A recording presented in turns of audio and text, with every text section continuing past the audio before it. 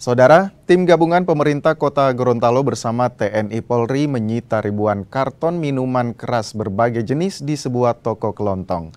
Miras tersebut dijual tanpa izin dan akan dimusnahkan. Petugas gabungan dari TNI, Polri, dan Satpol PP Gorontalo menggerebek sebuah toko di Kota Selatan Kota Gorontalo. Toko tersebut diduga menjual minuman keras tanpa izin. Hasilnya, polisi menemukan ribuan miras berbagai jenis di dalam gudang pemilik toko. Petugas pun langsung menyita miras tersebut lantaran tak memiliki dokumen atau izin penjualan. Miras berbagai merek tersebut rencananya akan dimusnahkan. Pada saat kami temukan memang di lokasi ini mereka tidak memiliki izin untuk penjualan minuman beralkohol.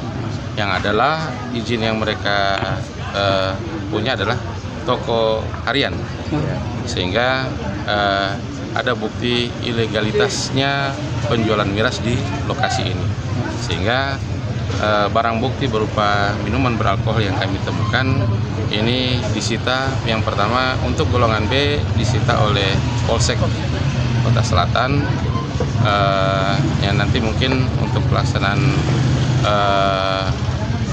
terkait dengan unsur pidananya dan sebagainya itu nanti ditangani oleh Polres Kota Gorontalo.